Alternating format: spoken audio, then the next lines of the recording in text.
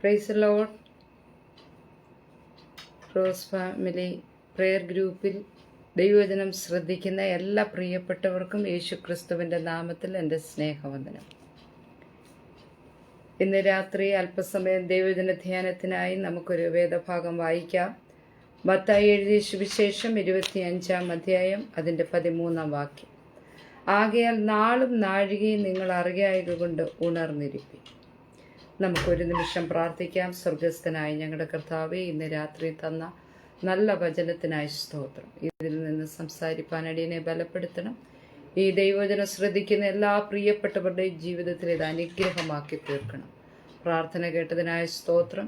യേശു ക്രിസ്തുവിൻ്റെ നാമത്തിൽ തന്നെ ആമേൻ. ഒരു പാട്ടിൻ്റെ ചില വരികൾ പാടിയതിനു ശേഷം ദൈവവചനം ധ്യാനിക്കാം. രാജ്യം രാജ്യത്തോടും ജാതി ജാതിയോടും എതിർക്കുന്നത് കാണുന്നല്ലോ. രാജ്യം രാജ്യത്തോടും ജാതി ജാതിയോടും എതിർക്കുന്നത് കാണുന്നല്ലോ. അപ്പനമ്മ മക്കൾ സോദര ബന്ധങ്ങൾ ചിഹ്നമായിടുന്നു. അപ്പനമ്മ മക്കൾ സോദര ബന്ധങ്ങൾ ചിഹ്നമായിടുന്നു. ചിലർ നനയ്ക്കും പോലെ കർത്തനുടെ വരവ് ഒട്ടും താമസിക്കില്ലിനിയും. പാപികൾ മനം തിരിഞ്ഞിടുവാനായി ക്ഷമ കാട്ടിടുന്നതേയുള്ളൂ. പാപികൾ മനം തിരിഞ്ഞിടുവാനായി ക്ഷമ കാട്ടിടുന്നതേയുള്ളൂ. ദൈവനാമത്തിന് മഹത്വം. ഇന്ന് രാത്രി നമ്മൾ ചിന്തിക്കാൻ ആഗ്രഹിക്കുന്നത് കർത്താവിൻ്റെ വരവ് ഏറ്റവും അടുത്തിരിക്കുന്നത് കൊണ്ട് നാളും നാഴികയും അറിയായതുകൊണ്ട് ഉണർന്നിരിപ്പീൻ എന്ന വിഷയത്തെക്കുറിച്ചാണ് നമ്മൾ ചിന്തിക്കുന്നത്. ഇവിടെ യേശു ക്രിസ്തു ഒരു ഉപമ പറഞ്ഞത് ഈ മത്തായി എഴുതിയ സുവിശേഷം 25-ാം അധ്യായത്തിൻ്റെ 1 മുതൽ നമുക്ക് വായിക്കാൻ കഴിയുന്നു. സ്വർഗരാജ്യം മണവാളനെ എതിരേൽപ്പാൻ വിളക്കെടുത്തും കൊണ്ട് പുറപ്പെട്ട 10 കന്യകമാരോട് സദൃശമാകും. എന്നിട്ട് ആ 10 കന്യകമാരുടെ വിശേഷതകളെ കുറിച്ചാണ് ഇവിടെ പറഞ്ഞിരിക്കുന്നത്. ഇവിടെ കാണുന്നു, 1-ാം വാക്യത്തിൽ പറയുന്നു 10 കന്യകമാരോടാണ് അവർ സദൃശ്യമാക്കിയിരിക്കുന്നത്. അതിനുശേഷം 2-ാം വാക്യം, അവരിൽ 5 പേർ ബുദ്ധി ഇല്ലാത്തവരും 5 പേർ ബുദ്ധി ഉള്ളവരും ആയിരുന്നു. ബുദ്ധി ഇല്ലാത്തവർ വിളക്കെടുത്തപ്പോൾ എണ്ണയെടുത്തില്ല. ബുദ്ധിയുള്ളവരോ വിളക്കോട് കൂടെ പാത്രത്തിൽ എണ്ണയും എടുത്തു. ഇവിടെ നമുക്ക് കാണാൻ കഴിയുന്നത് 10 പേരും കന്യകമാരായിരുന്നു. എന്നാൽ ഈ കന്യകമാരിൽ നിന്ന് 2 ഭാഗമായി കർത്താവ് വേർതിരിക്കുകയാണ്.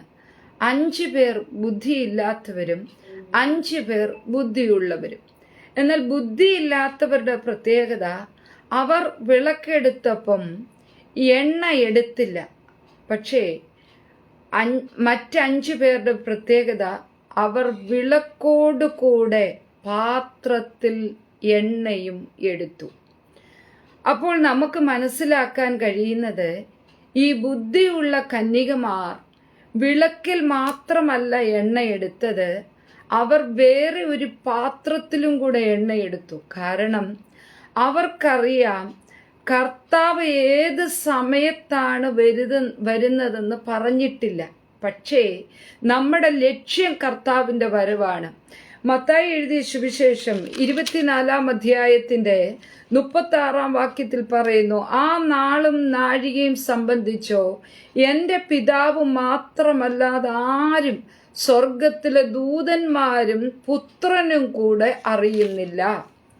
അപ്പോൾ കർത്താവായ യേശുക്രിസ്തു പറയുകയാണ്, ഞാനോ സ്വർഗത്തിലെ ദൂതന്മാരോ കർത്താവിൻ്റെ വരവിൻ്റെ സമയം അറിയുന്നില്ല.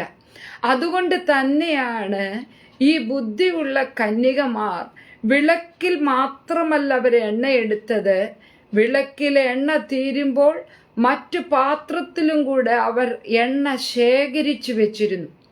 ഇതിൽ നിന്ന് മനസ്സിലാക്കാൻ കഴിയുന്നത്, ബുദ്ധിയില്ലാത്തവർ ചെയ്തത്, അവരുടെ വിളക്കിൽ എണ്ണ കാണും, പക്ഷേ അത് തീർന്നു പോയാൽ പകരം ഒഴിക്കാൻ അവർ കരുതിയിരുന്നില്ല. അതുകൊണ്ട് എന്താണ് സംഭവിച്ചത്? കർത്താവ് മണവാളൻ വരാൻ താമസിക്കുമ്പോൾ എല്ലാവരും മയക്കം പിടിച്ച് ഉറങ്ങിക്കഴിഞ്ഞപ്പോൾ അർദ്ധരാത്രിക്ക് മണവാളൻ വന്നു. അവിടെ പറയുന്നു, അവനെ എതിരേൽപ്പാൻ പുറപ്പെടുവീൻ എന്ന ആർപ്പുവിളിയുണ്ടായി. അപ്പോഴാണ് കന്യകമാർ എല്ലാവരും എഴുന്നേറ്റു. ഈ 10 പേരും കന്യകമാർ എഴുന്നേറ്റവർ വിളക്ക് തെളിയിച്ചു. എന്നാൽ ബുദ്ധിയില്ലാത്തവരുടെ വിളക്ക് എണ്ണയില്ലാഞ്ഞതുകൊണ്ട് കെട്ടുപോകുന്നത് കൊണ്ട് അവർ എണ്ണ അല്പം ബുദ്ധിയുള്ളവരോട് ചോദിച്ചു. അപ്പോൾ അവരുടെ മറുപടി, ഞങ്ങൾക്കും നിങ്ങൾക്കും പോരാതെ വരികയാൽ നിങ്ങൾ പോയി വാങ്ങുവീൻ എന്ന് പറഞ്ഞ് അവർ എണ്ണ വാങ്ങിക്കാൻ വരുന്ന സമയം കൊണ്ട് മണവാളൻ വന്നു.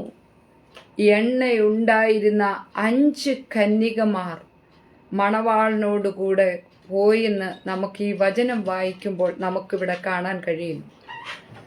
എന്നെ കേൾക്കുന്ന ദൈവമക്കളെ, നമ്മുടെയും ജീവിതത്തിൽ നമ്മൾ രക്ഷിക്കപ്പെട്ടു, സ്നാനപ്പെട്ടു, ദൈവവചനം അനുസരിച്ച് നമ്മൾ പരിശുദ്ധാത്മാവിന് വേണ്ടി കാത്തിരുന്നു, പരിശുദ്ധാത്മാവ് പ്രാപിച്ചു.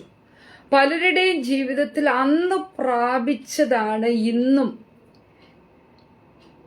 അവരുടെ ജീവിതത്തിലുള്ള. അവരെ നമുക്ക് ബുദ്ധിയില്ലാത്തവരോട് ഉപമിച്ചാൽ ഒരിക്കൽ അവർ പ്രാപിച്ചു, എന്നാൽ അതുകൊണ്ടാണ് ഇന്നും അവർ നിൽക്കുന്നത്. എന്നാൽ ബുദ്ധിയുള്ളവരോട് നമ്മൾ ചിന്തിച്ചാൽ ഓരോ ദിവസവും നമ്മൾ ദൈവത്തിൽ നിന്ന് പ്രാപിക്കണം. എന്നാൽ മാത്രമേ നമുക്ക് കർത്താവിൻ്റെ വരവിന് വേണ്ടി ഒരുങ്ങി കർത്താവിൻ്റെ വരവിന് എടുക്കപ്പെടുവാൻ കഴിയത്തുള്ളൂ. ഒരിക്കൽ പ്രാപിച്ചതുകൊണ്ട് കർത്താവിൻ്റെ വരവിന് വേണ്ടി നമുക്ക് ഒരുങ്ങാനോ അതിനുവേണ്ടി ഒരുക്കപ്പെടാനോ എടുക്കപ്പെടുവാനോ കഴിയത്തില്ല. ഇവിടെ നമ്മൾ യേശു കർത്താവ് ഉപമയായി പറഞ്ഞിരിക്കുന്നത്, അവരുടെ വിളക്കിൽ എണ്ണയുണ്ടായിരുന്നു, പക്ഷേ അത് ദിനംതോറും കത്തിക്കൊണ്ടിരിക്കുവാൻ തക്കവണ്ണം അവർ പ്രത്യേകമായി അവർ കരുതിയിരുന്നില്ല. എന്നാൽ ബുദ്ധിയുള്ളവരോ അവർ കരുതിയിരുന്നു. അതുകൊണ്ട് ഏത് സമയത്ത് മണവാളൻ വന്നാലും അവർക്ക് ഭയപ്പെടേണ്ട കാര്യമില്ല. മണവാളൻ വരുന്ന ആർപ്പുവിളി ഉണ്ടായപ്പോൾ മറ്റൊരിടത്തേക്ക് എണ്ണ അന്വേഷിച്ച് പോകേണ്ടി വന്നില്ല. അവരുടെ വിളക്കിൽ എണ്ണ ഉണ്ടായിരുന്നു. അവർ ബുദ്ധിയുള്ളവരായതുകൊണ്ട് ആ എണ്ണ തീരുമ്പോൾ പാത്രത്തിൽ സൂക്ഷിച്ചു വെച്ചിരിക്കുന്ന എണ്ണ അവർ ഒഴിച്ച് അവരുടെ വിളക്ക് എപ്പോഴും കത്തിക്കൊണ്ടിരുന്നു. അതുകൊണ്ട് അതിനുശേഷം നമുക്കിവിടെ കാണാൻ കഴിയുന്നത്, മണവാളൻ വന്ന് ബുദ്ധിയുള്ളവർ മണവാളനോട് കൂടെ പോയി, എന്നിട്ട് വാതിലടയ്ക്കുകയും ചെയ്തു. അതിൻ്റെ ശേഷം മറ്റേ കന്യകമാരും വന്നു, കർത്താവേ കർത്താവേ ഞങ്ങൾക്ക് തുറക്കണമേ എന്ന് പറഞ്ഞു. അതിനവൻ പറഞ്ഞു, ഞാൻ നിങ്ങളെ അറിയുന്നില്ല എന്ന് സത്യമായിട്ട് നിങ്ങളോട് പറഞ്ഞു. അപ്പോൾ ഈ 10 പേരും കാത്തിരുന്നു. 10 പേരും മണവാളന്റെ ആർപ്പ് വിളിക്ക് വേണ്ടി അവർ 10 പേരും കാത്തിരുന്നു. പക്ഷേ അവരുടെ ജീവിതത്തിൽ കാത്തിരുന്നത് നിഷ്ഫലമായി, പ്രയോജനമില്ലാതെയായി. ആ കാത്തിരുന്ന കർത്താവ് വരുന്ന സമയത്ത് അവരുടെ വിളക്കിൽ എണ്ണ കെട്ടുപോയി. ഇതുപോലെ തന്നെയാണ് നമ്മളും കർത്താവ് വരുന്നു എന്ന് കേൾക്കാൻ തുടങ്ങിയിട്ട് അനേക നാളുകളായി. നമ്മൾ പലപ്പോഴും കർത്താവ് വരാൻ താമസിക്കുന്നു എന്ന് കരുതി നമ്മളും പലപ്പോഴും മയക്കം പിടിച്ച് ആത്മീകത്തിൽ ഉറങ്ങുന്നവരായി പോകാറുണ്ട്.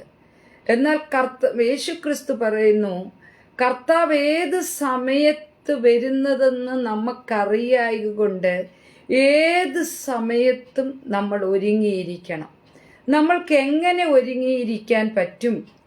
മത്തായി എഴുതിയ സുവിശേഷം 24 അധ്യായം നമ്മൾ വായിക്കുമ്പോൾ 24 അധ്യായത്തിൻ്റെ 37 വാക്യം തൊട്ട് നമുക്ക് കാണാൻ കഴിയുന്നത്, നോഹയുടെ കാലം പോലെ തന്നെ മനുഷ്യപുത്രന്റെ വരവുമാകും. ജലപ്രളയത്തിന് മുമ്പുള്ള കാലത്ത് നോഹ പെട്ടകത്തിൽ കയറിയ നാൾ വരെ അവർ തിന്നും കുടിച്ചും വിവാഹം കഴിച്ചും വിവാഹത്തിന് കൊടുത്തും പോന്നു. ജലപ്രളയം വന്ന എല്ലാവരെയും നീക്കിക്കളയോളം അവർ അറിഞ്ഞതുമില്ല. നമുക്കറിയാം, ഉൽപ്പത്തി പുസ്തകം 6 അധ്യായത്തിൽ മനുഷ്യർ ഭൂമിയിൽ പെരുകി തുടങ്ങി. പക്ഷേ മനുഷ്യർ ഭൂമിയിൽ പെരുകി തുടങ്ങിയപ്പോൾ ദൈവത്തിന്റെ പുത്രന്മാർ മനുഷ്യരുടെ പുത്രിമാരുടെ അടുക്കൽ ചെന്നിട്ട് അവർക്ക് ബോധിച്ച സൗന്ദര്യമുള്ള സ്ത്രീകളെ ഭാര്യമാരായി എടുത്തു. അങ്ങനെ ആമേൻ ഭൂമിയിൽ വഷളത്വം നിറഞ്ഞ് ആമേൻ ദൈവം മനുഷ്യനെ ഉണ്ടാക്കുകൊണ്ട് അനുദപിച്ചെന്നാണ് നമുക്കവിടെ കാണാൻ കഴിയുന്നത്. പക്ഷേ അതിൻ്റെ ഇടയിലും നോഹ നീതിമാനായി, നിഷ്കളങ്കനായി, ദൈവഭക്തനായി, ദൈവത്തോട് കൂടെ ജീവിക്കുന്ന മനുഷ്യനായി നിലകൊള്ളുവാൻ ഇടയായി തീർന്നു. ദൈവമക്കളെ, ഭൂമി മുഴുവനും അതിക്രമം കൊണ്ട് നിറഞ്ഞപ്പോൾ, അവിടെ ഉണ്ടായിരുന്ന ജനം മുഴുവനും അതിക്രമത്തിലായിരുന്നപ്പോഴും ആമേൻ നോഹ നീതിമാനായി, ദൈവത്തെ ഭയപ്പെടുന്നവനായി, ദൈവത്തോട് കൂടെ നടക്കുന്നവനായി തീർന്നു. അതുകൊണ്ട് എന്താ സംഭവിച്ചത്? ആമേൻ ദൈവത്തിന്റെ ന്യായവിധി വന്നപ്പോൾ, ന്യായവിധിക്ക് മുമ്പേ നോഹയോട് ദൈവം പറഞ്ഞു, ജലപ്രളയം വരാൻ പോകുകയാണ്, ഞാൻ പറയുന്നത് പോലെ നീ ഒരു പെട്ടകമുണ്ടാക്കണം. ആ പെട്ടകത്തിൽ ആമേൻ നീയും നിന്റെ കുടുംബവും അതിൽ കടക്കണം. പക്ഷേ ദൈവം അതിനു മുമ്പ് പല മുന്നറിയിപ്പുകൾ നോഹയിൽ കൂടെ കൊടുത്തു. ആമേൻ ഇനിയുള്ള കാലങ്ങളിൽ ആമേൻ ജലപ്രളയം വരാൻ പോകുകയാണെന്നും 40 ദിവസം മഴയുണ്ടാകുമെന്നും ആമേനൊക്കെ പറഞ്ഞപ്പോൾ നോഹ വചനം നമ്മൾക്ക് ചരിത്രം പഠിക്കുന്നത് 1-2 വർഷമല്ല നോഹ പ്രസംഗിച്ചത്, 120 വർഷം നോഹ പ്രസംഗിച്ചു. എന്നിട്ടും ഒരു വ്യക്തി പോലും ആ പെട്ടകത്തിൽ കടക്കാൻ തീരുമാനിച്ചില്ല. അപ്പോൾ നോക്കിയേ, പക്ഷെ അവിടെ എന്താ സംഭവിച്ചത്? ആ സമയം വരെ ആൾക്കാർ തിന്നും കുടിച്ചും വിവാഹത്തിന് കൊടുത്തും വിവാഹം കഴിച്ചുമൊക്കെ ജീവിച്ചു. പക്ഷേ ദൈവം പറഞ്ഞ സമയത്ത് ജലപ്രളയമുണ്ടായി. മറ്റെല്ലാവരും ആ ന്യായവിധിയിൽ തകർന്നുപോയി. ഇനി ഉള്ള കാലങ്ങളിലും ദൈവമേ, അതാണ് ഇവിടെ പറഞ്ഞിരിക്കുന്നത്, അതുപോലെയാണ് ഇനി മനുഷ്യപുത്രന്റെ വരവുണ്ടാകുന്നത്. അവിടെ 40 വാക്യത്തിൽ നമുക്ക് കാണുന്നു, അന്ന് 2 പേർ വയലിലിരിക്കും, ഒരുത്തനെ കൈക്കൊള്ളും, മറ്റവനെ ഉപേക്ഷിക്കും. ആരാണ് ഈ 2 പേർ? ആമേൻ വചനം പഠിക്കുമ്പോൾ വയലിലിരിക്കുന്ന 2 പേർ, ഒന്ന് കയീനും ഹാബേലും. നമുക്കറിയാം, ആദാമിനും ഹവ്വയ്ക്കും ദൈവം 2 തലമുറകളെ കൊടുത്തു, കയീനും ഹാബേലും. എന്നാൽ അവർ 2 പേരും ദൈവത്തിന് വഴിപാട് കഴിച്ചു.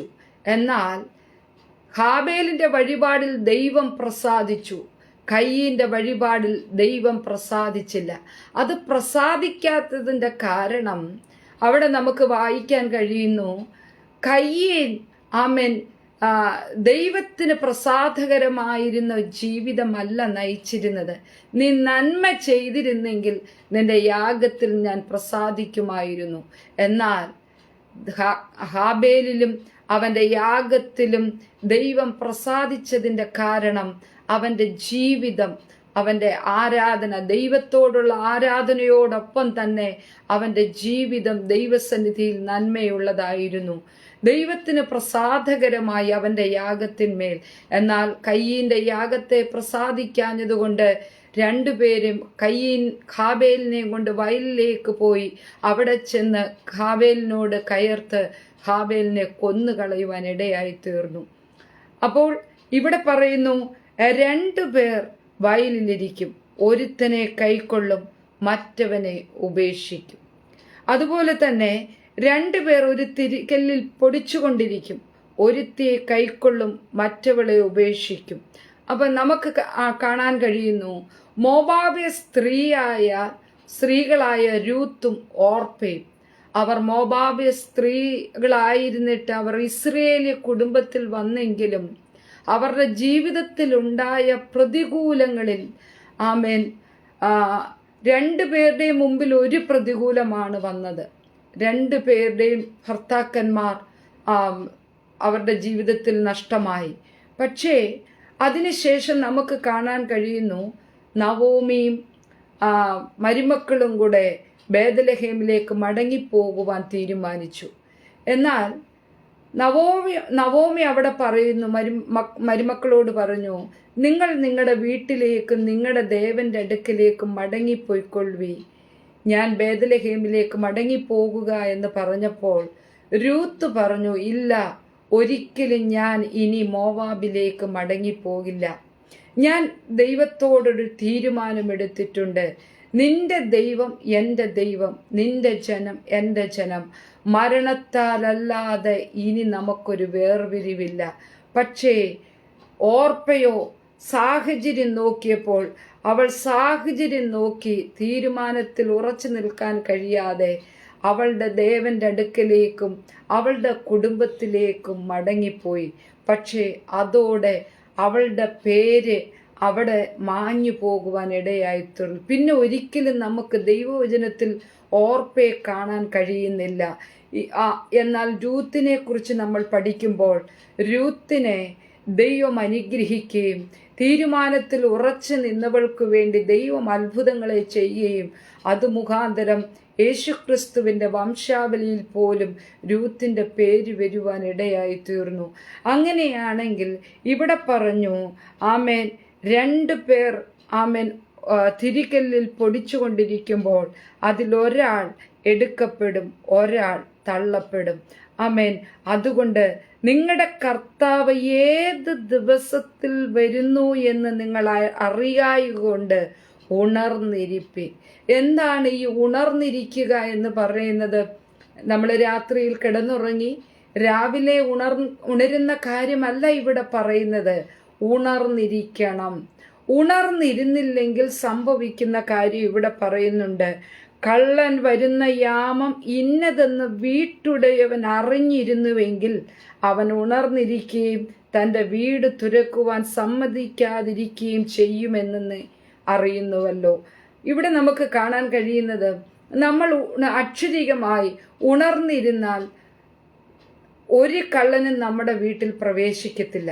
കാരണം കള്ളൻ വരുന്നത് മോഷ്ടിക്കുവാനും അറുക്കാനും മുടിപ്പാനുമൊക്കെയാ. അവൻ ലക്ഷ്യത്തോടെയാണ് കടന്നു വരുന്നത്. പക്ഷെ നമ്മൾ ഉണർന്നിരിക്കുകയാണെങ്കിൽ നമ്മുടെ വീട്ടിനകത്ത് അവന് കയറുവാൻ കഴിയത്തില്ല. അവൻ്റെ പദ്ധതിയെല്ലാം പൊളിഞ്ഞു പോകും. എന്നാൽ നമ്മൾക്ക് അതിനെ ജയിക്കുവാനിടയായിത്തീരും.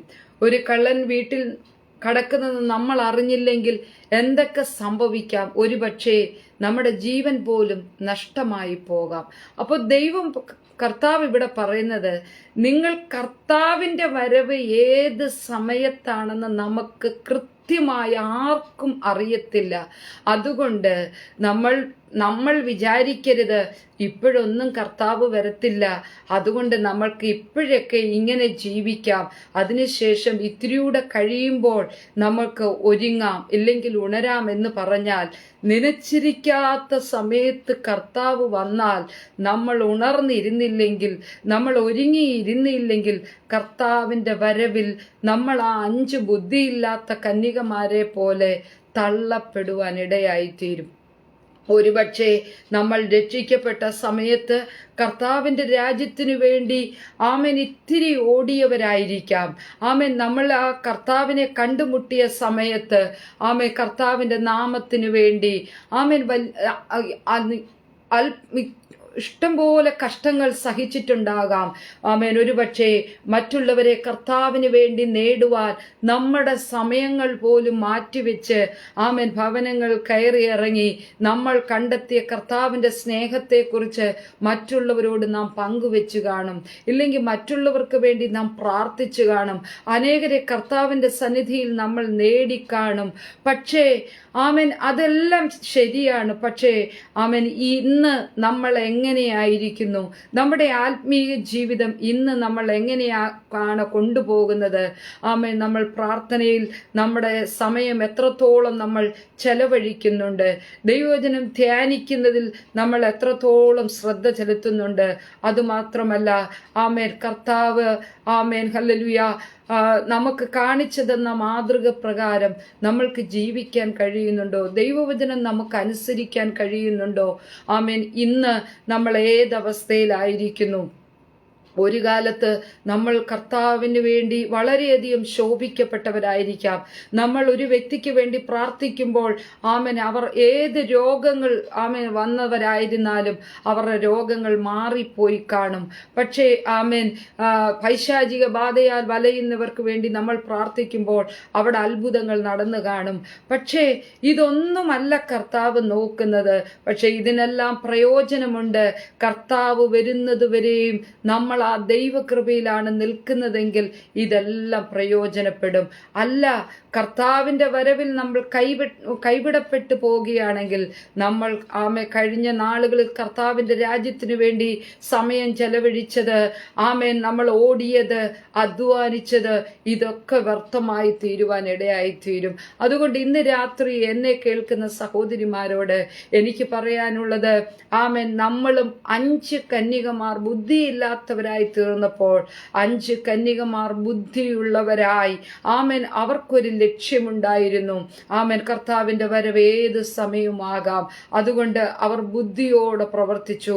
ആമേൻ അവർ വിളക്കിൽ മാത്രമല്ല എണ്ണ എടുത്തത്, പാത്രത്തിലും കൂടെ എണ്ണ എടുത്തതുകൊണ്ട് അർദ്ധരാത്രിയിൽ മണവാളൻ വന്ന് ആമേൻ മണവാളനെ എതിരേൽപ്പാൻ പുറപ്പെടുവീനെന്ന് ആർപ്പുവിളി ഉണ്ടായപ്പോൾ അവർക്കൊന്നും ശങ്കിക്കേണ്ടതായിട്ട് വന്നില്ല.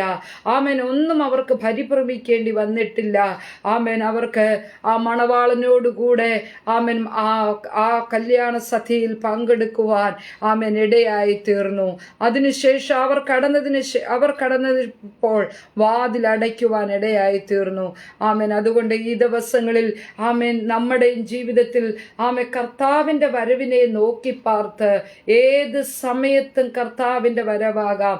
നമ്മളിപ്പം കാണുന്നില്ലേ മത്തായി എഴുതിയ സുവിശേഷത്തിൽ പറയുന്നത് പോലെ രാജ്യം രാജ്യത്തോട് എതിർക്കുന്നത് നമ്മൾ കാണുന്നില്ലേ? ഈ ഇന്ത്യയും പാകിസ്ഥാനും തമ്മിലുള്ള ആ യുദ്ധത്തിന്റെ ശ്രുതികൾ നമ്മൾ കേൾക്കുന്നില്ലേ? അതുപോലെ തന്നെ ഇസ്രയേലും ഗാസയും തമ്മിലുള്ള യുദ്ധങ്ങൾ നമ്മൾ കേൾക്കുന്നില്ലേ? യുദ്ധത്തിന്റെ ശ്രുതികളൊക്കെ നമ്മൾ കേൾക്കുന്നു. എന്തെല്ലാം അനിഷ്ട സംഭവങ്ങളാണ് നമ്മൾ ഇപ്പോൾ കേട്ടുകൊണ്ടിരിക്കുന്നത്. ആമേൻ സ്വന്തം ആമേൻ കുഞ്ഞുങ്ങൾ മാതാപിതാക്കളെ ആമേൻ നിസ്സാര കാര്യങ്ങൾ പറഞ്ഞിട്ടാണ് എത്രയോ ആമേ പിതാക്കന്മാരെ മാതാക്കളെ ആമേ സ്വന്തം കുഞ്ഞുങ്ങൾ കഷ്ടപ്പെട്ട് അവരെ വളർത്തിക്കൊണ്ടുവന്ന് ആമേൻ ഒരു നല്ല നിലയിലാക്കണമെന്ന് ആഗ്രഹിക്കുന്ന മാതാപിതാക്കളെ സ്വന്തം ചെറിയ കാര്യങ്ങൾ നടത്തിക്കൊടുക്കാത്തതിൻ്റെ പേരിൽ മാതാപിതാക്കൾ എന്ന പരിഗണന പോലും ഇല്ലാതെ അവരെ ആമേൻ ലോകത്തിൽ നിന്ന് ആമേ മാറ്റപ്പെടുത്തി നഷ്ടപ്പെടുത്തി ആമേൻ കത്തികൊണ്ടും ചുറ്റിക കൊണ്ടുമൊക്കെ അടിച്ച് തകർത്ത് കളയുന്ന നമ്മൾ ഓരോ ദിവസവും കാണുന്നില്ലേ? എത്ര അനിഷ്ട സംഭവങ്ങൾ. ആമേൻ മദ്യം, മയക്കുമരുന്ന്, ലഹരി പദാർത്ഥങ്ങൾ കഴിച്ച് സ്വന്തം കഷ്ടപ്പെട്ട് വളർത്തിയ പിതാവിനെ അറിയാൻ കഴിയുന്നില്ല, മാതാവിനെ അറിയാൻ കഴിയുന്നില്ല, സഹോദര കുഞ്ഞുങ്ങളെ അറിയാൻ കഴിയുന്നില്ല. ആമേൻ ഈ ലോകത്തിൻ്റെ മോഹങ്ങളിൽ കുടുങ്ങിപ്പോയി എന്തെല്ലാം ഹീന പ്രവൃത്തികളാണ് ആമേൻ നമ്മുടെ കേരളത്തിലും നമ്മുടെ ചുറ്റുപാടുകളിലൊക്കെ നമ്മൾ ഓരോ ദിവസവും പത്രങ്ങളിൽ കൂടെയും വാർത്തകളിലൂടെയൊക്കെ നമ്മളെ ഞെട്ടിപ്പിക്കുന്ന വാർത്തകളാണല്ലോ നാം കണ്ടുകൊണ്ടിരിക്കുന്നത്. ഇതിൻ്റെയൊക്കെ അവസാനം കർത്താവിൻ്റെ വരവ് ഏറ്റവും അടുത്തിരിക്കുന്നു എന്നുള്ള മുന്നറിയിപ്പാണ്. നമ്മൾ മുന്നറിയിപ്പുകളെ അവഗണിച്ചാൽ അത് നമ്മുടെ ജീവിതത്തിൽ വലിയ പരാജയത്തിന് കാരണമായി തീരുവാൻ ഇടയായി തീരും. അതുകൊണ്ട് ഇന്ന് രാത്രി എന്നെ ശ്രദ്ധിക്കുന്ന ദൈവമക്കളോട് എനിക്ക് പറയാനുള്ളത്, ഈ ദിവസങ്ങൾ നമുക്ക് ഒരുങ്ങാം, കർത്താവിൻ്റെ വരവിന് വേണ്ടി നമുക്ക് ഒരുങ്ങാം. ഹല്ലേലൂയ. ഒരിക്കലും നമ്മൾ കൈവിടപ്പെട്ടു പോകരുത്. വിശുദ്ധിയോടെ നമ്മുടെ ജീവിതത്തെ കാത്തു സൂക്ഷിച്ച് കർത്താവ് പറയുന്നു. നമ്മൾ കഴിഞ്ഞ നാളുകളിൽ നമ്മൾ ദൈവത്തിന്റെ വചനം കേട്ട് നമ്മൾ രക്ഷിക്കപ്പെട്ടവരായിരിക്കാം, സ്നാനപ്പെട്ടവരായിരിക്കാം, പരിശുദ്ധാത്മാഭിഷേകം പ്രാപിച്ചവരായിരിക്കാം, എല്ലാം നമ്മൾക്ക് കൃപാവരങ്ങളെല്ലാം ഉണ്ടായിരിക്കാം. പക്ഷേ അതൊന്നുമല്ല കർത്താവ് നോക്കുന്നത്. കർത്താവിൻ്റെ വരവിൻ്റെ സമയത്ത് നമ്മൾ ഒരുങ്ങിയിരിക്കുന്നു എന്നാണ്. ഹല്ലേലൂയ. കർത്താവിൻ്റെ ശിഷ്യന്മാരോട് തന്നെ കർത്താവ് പറഞ്ഞല്ലോ, ഭൂതങ്ങൾ നിങ്ങൾക്ക് കീഴ്പ്പെടുന്നതിലല്ല നിങ്ങൾ സന്തോഷിക്കേണ്ടത്, നിങ്ങളുടെ പേര് സ്വർഗരാജ്യത്തിൽ ഉണ്ടെന്ന ഉള്ള അറിവിലാണ് നിങ്ങൾ സന്തോഷിക്കേണ്ടത്. ഇല്ലെങ്കിൽ ഞാൻ നിങ്ങളെ അറിയുന്നില്ല എന്നൊരു ശബ്ദം നമ്മൾക്ക് കേൾക്കേണ്ടി വരും. അതുകൊണ്ട് ഈ ദിവസങ്ങളിൽ നമുക്ക് കർത്താവിൻ്റെ വരവിനെ നോക്കി പാർത്ത് നാളും നാഴികയും അറിയായകൊണ്ട് ഒരുക്കമുള്ളവരായിരിക്കണം. നമ്മളൊരു യാത്രയ്ക്ക് പോകുമ്പോൾ നമ്മൾ വീട്ടിൽ നിൽക്കുന്നത് പോലെയല്ല. നമ്മൾ യാത്രയ്ക്ക് പോകുമ്പോൾ അതിൻ്റെ ഒരുക്കത്തോടെയാണ് നമ്മൾ യാത്രയ്ക്ക് പോകുന്നത്. അങ്ങനെയാണെങ്കിൽ നമ്മൾ കർത്താവിൻ്റെ വരവിന് വേണ്ടി നമുക്കൊരു ഒരുക്കം ആവശ്യമാണ്. ഹല്ലേലൂയ. ആന്തരികമായൊരു ഒരുക്കം നമ്മുടെ ജീവിതത്തിൽ ഉണ്ടാകണം. കർത്താവിൻ്റെ വരവിനെ എപ്പോഴും നമ്മുടെ ഹൃദയത്തിൽ ധ്യാനിച്ച് ഹല്ലേലൂയ അതിനുവേണ്ടി ഒരുങ്ങുവാൻ പ്രാർത്ഥനയിൽ, വചനധ്യാനത്തിൽ, വിശുദ്ധ ജീവിതത്തിൽ, ദൈവത്തോടെടുക്കുന്ന തീരുമാനത്തിൽ ഉറച്ചു നിൽക്കാൻ നമുക്ക് കഴിഞ്ഞില്ലെങ്കിൽ കർത്താവിൻ്റെ വരവിൽ നമുക്ക് ഒരുക്കപ്പെടുവാൻ കഴിയത്തില്ല. അതുകൊണ്ട് ഇന്ന് രാത്രി എന്നെ കേൾക്കുന്ന സഹോദരിമാരെ നമുക്ക് ഈ കർത്താവിൻ്റെ വരവിന് വേണ്ടി ഒരുങ്ങുകയും ഉണർന്നിരിക്കുകയും ചെയ്യാം. ഉണർന്നിരുന്നില്ലെങ്കിൽ നമുക്ക് കർത്താവിൻ്റെ ശബ്ദം കേൾക്കുവാൻ കഴിയത്തില്ല. അതുകൊണ്ട് ഈ ദിവസങ്ങളിൽ ഉണർന്നിരുന്ന് ഒരുക്കമുള്ളവരായി കർത്താവിൻ്റെ വരവിന് വേണ്ടി നമ്മളെ തന്നെ ദൈവവചനത്തിൻ്റെ മുമ്പിൽ സമർപ്പിച്ചു കൊടുത്ത് ബുദ്ധിയുള്ള കന്യകമാരെ പോലെ നമുക്കും ദൈവസനിലായിത്തീരുവാൻ കർത്താവ് സഹായിക്കട്ടെ. ഇത്രത്തോളം വചനം ശ്രദ്ധിച്ച എല്ലാ പ്രിയപ്പെട്ടവരോടും നന്ദി പറഞ്ഞുകൊണ്ട് ഞാൻ എൻ്റെ വാക്കുകളിൽ നിന്ന് വിരമിക്കുന്നു. ദൈവം എല്ലാവരെയും അനുഗ്രഹിക്കട്ടെ. ഒരു വാക്ക് പ്രാർത്ഥിക്കാം. സ്വർഗസ്ഥനായ ഞങ്ങളുടെ കർത്താവേ, ഈ നല്ല രാത്രിക്കായി നന്ദിയോടെ സ്തോത്രം ചെയ്യുന്നു. ഞങ്ങൾക്ക് നൽകി തന്ന ഈ നല്ല വചനത്തിനായി സ്തോത്രം. ഈ വചനപ്രകാരം ഓരോ ദിവസവും കർത്താവിൻ്റെ വരവിനെ നോക്കി പാർത്ത് ഞങ്ങൾക്ക് ഉണർന്നിരിക്കാനും ഒരുങ്ങിയിരിക്കുവാനുമുള്ള കൃപ തന്ന് ഞങ്ങളെ ജയത്തോടെ നടത്തുന്നതിനായി സ്തോത്രം. ഈ പ്രയർ ഗ്രൂപ്പിനെയും ദൈവം അനുഗ്രഹിക്കണം. പ്രാർത്ഥന കേട്ടതിനായി സ്തോത്രം. യേശു ക്രിസ്തുവിൻ്റെ നാമത്തിൽ തന്നെ. ആമേൻ.